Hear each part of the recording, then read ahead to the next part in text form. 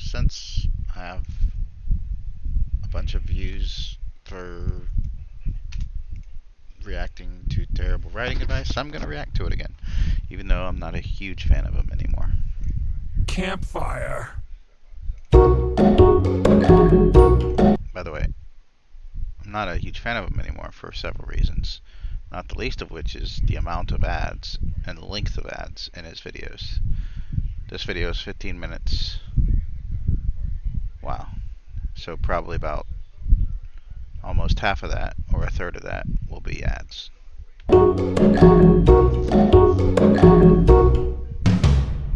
Wow, look at the audience sitting all comfortable there, thinking they know how the story's going to go. It would be a shame if the author suddenly pulled the rug from under them. I'm not just talking about a sudden plot twist, though a good plot twist will certainly help in this regard. No, I'm talking about a mid-series shakeup to the established story that changes everything. Nothing will be the same anymore after I cover mid-series shakeups in this video. Now, what exactly is a mid-series shakeup? A mid-series shakeup occurs when the story has a set plot or pattern that each entry or chapter in the story follows that establishes a routine or certain set of audience expectations that is then upended by a dramatic turn of events. For example, a story can structure itself as a Monster of the Week story, with each chapter featuring a new monstrous foe for the protagonist to defeat. This establishes a familiar pattern that the audience grows accustomed to. Then the mid-series shakeup occurs when, instead of a new monster for the protagonist to face, the protagonists are instead betrayed by their fellow monster hunters, their fortress destroyed, and are suddenly wanted fugitives by the very people who were formerly their patrons. This changes the story from a Monster of the Week plot to a cat and mouse game as the protagonists are forced to evade their former allies and escape. A mid-series shakeup can recontextualize the plot and dramatically shift the narrative's direction to keep the story fresh. But the real reason to use it is so I can feel as though I pulled one over on the audience and completely trashed the fun story they were enjoying just because I got bored with it. It can also be a great tool for writers that need a story to have a high rate of audience retention but don't have the skill to pull this off without burning down the entire story every 10 chapters with the vague promise that the next 10 will be better. So how can a writer pull off a mid-series shakeup? Rather than one specific method, there are in fact a massive number of ways that this can be accomplished, so I'll instead be covering some of the more common and useful tools when it comes to shaking up a story. Let's begin with one of the most dramatic, brutally murdering one or more important characters. Killing one or more important characters can mark a clear and decisive point of transition for the story. There are two kinds of characters that are typically killed this way. The first is the sacrificial lion.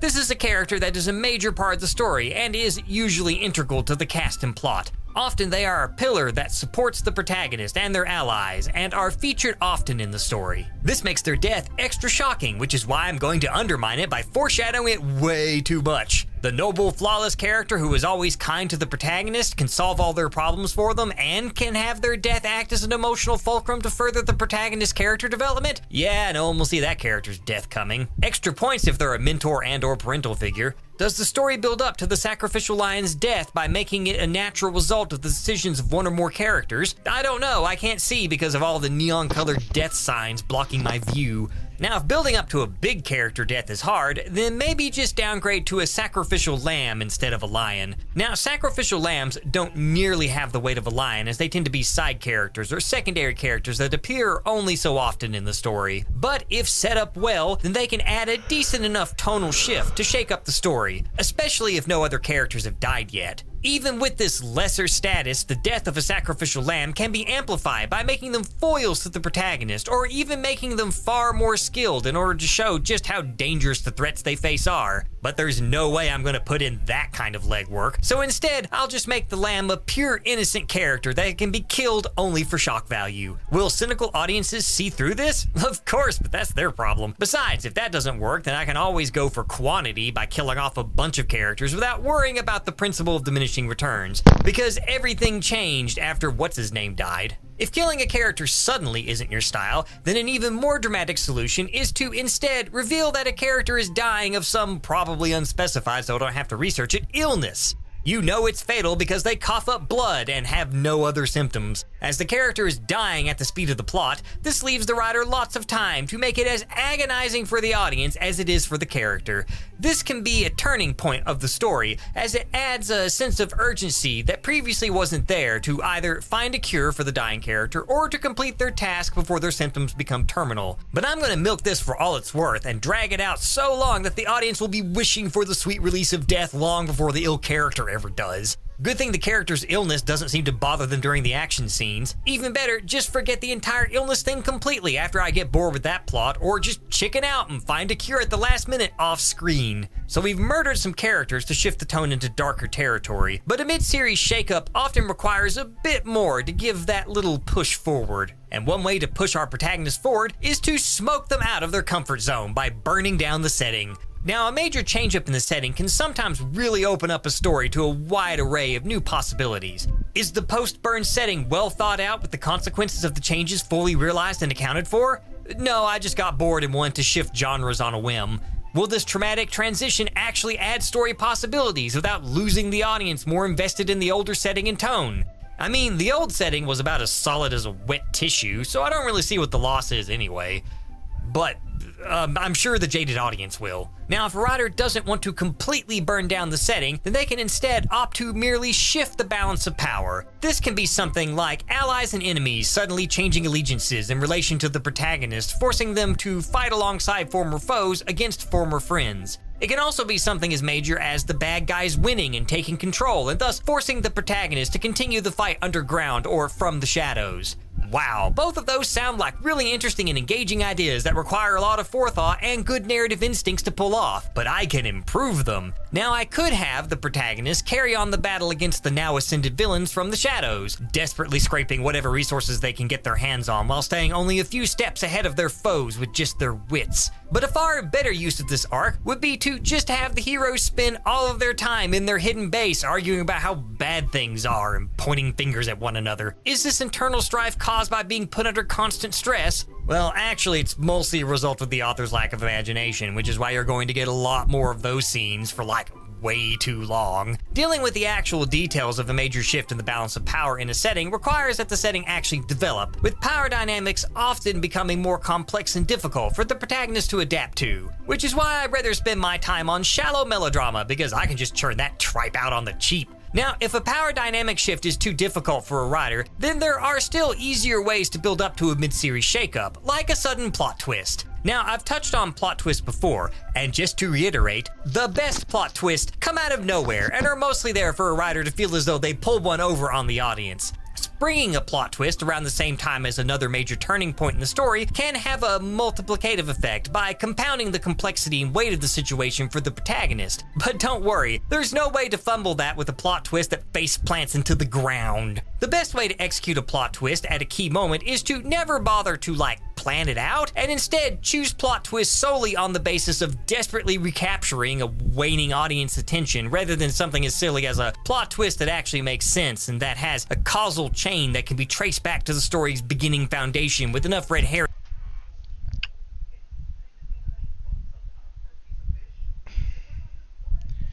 Shouldn't have a wall of text on the screen if you're talking, because the viewers of the video are only going to pay attention to one of those.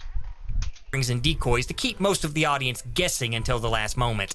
And if that doesn't work, then just use the spray and pray approach and saturate the story with an increasingly absurd number of plot twists and sudden reveals one after another, in the vain hopes that at least one of these will get the ratings up. This is also a great time to pull a true villain reveal. Finally, having the real man behind the man step out of the shadows and challenge the protagonist directly can also be a good way to let the audience know that something big is going down. Boy, it's a good thing I didn't forget to build up the reveal, adding tension, foreshadowing, and menace to make the grand villain's debut have its maximum impact.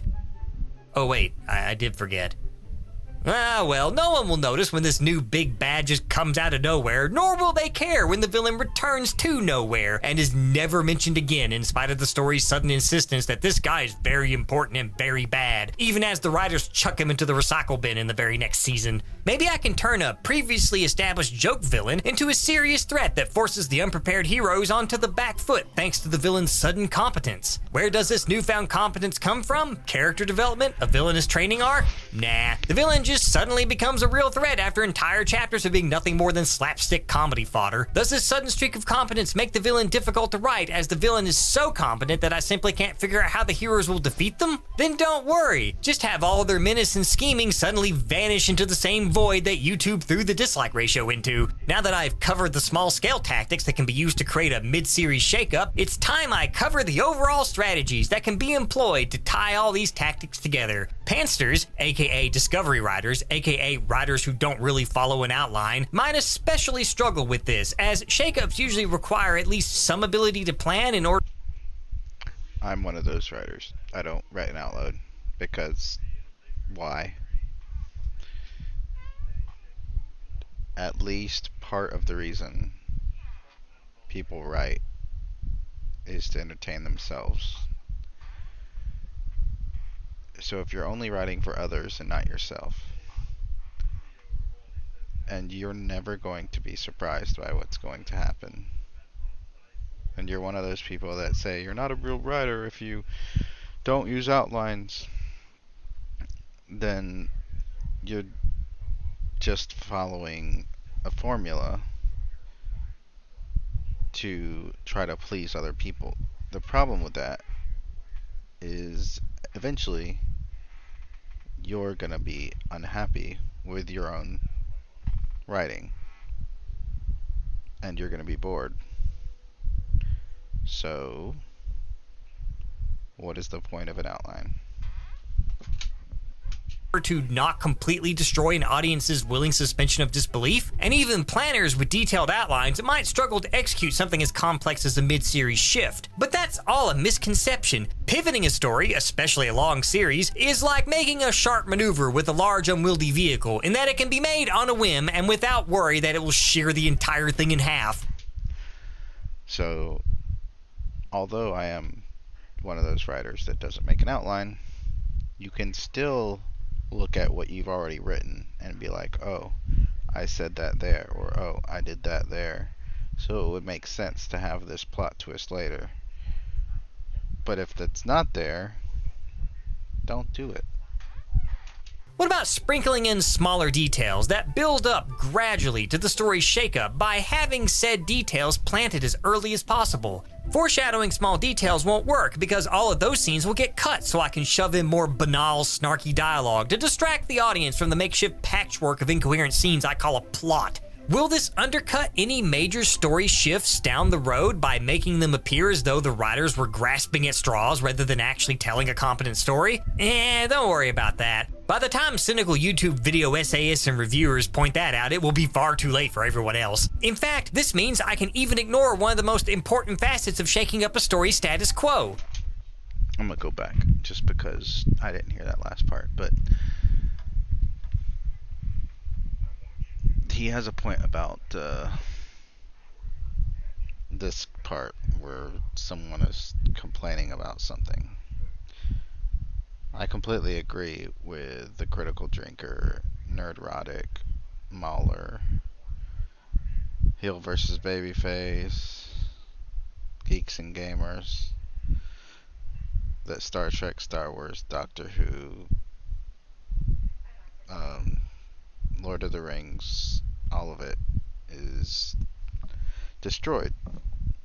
The problem is they still pay for it. They subscribe to these subscriptions and watch the shows knowing full well it's going to be bad. And the people who are writing it are not talented, nor do they care why you're watching it, only that you are. So what's the point in complaining about it? The best thing to do was discovered like 10 years ago.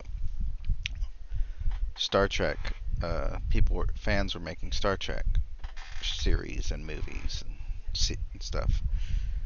And that was the only thing that was working until CBS decided, you know what, no more of that. But people are still doing it. People are still watching it. And the people that do all this complaining are the same people that don't support those things. They're the people that badmouth Axanar or badmouth Vic, whatever his name is, over at Star Trek Continues. It's like, okay, you're gonna watch CBS, but you're not gonna watch that. Like, it doesn't make any sense. Point that out, it will be far too late for everyone else. In fact, this means I can even ignore one of the most important facets of shaking up a story's status quo by simply not having one. Then when the big story shakeup occurs, the audience will be totally duped by me saying that everything is different now in spite of the story being nothing more than an over-budget clip show with a depth measured in nanometers. Much like a successful YouTube thumbnail, the key is bait and switch. Just keep promising that a major story shift is coming, but then simply deliver what is basically a stale preview for the next episode promising the same thing. Or do what comic books do and have a massive change in the entire universe and promise that this time everything won't be reset, only to then reset everything back to its default state because no one breaks their own money printer. I mean, you know, intentionally.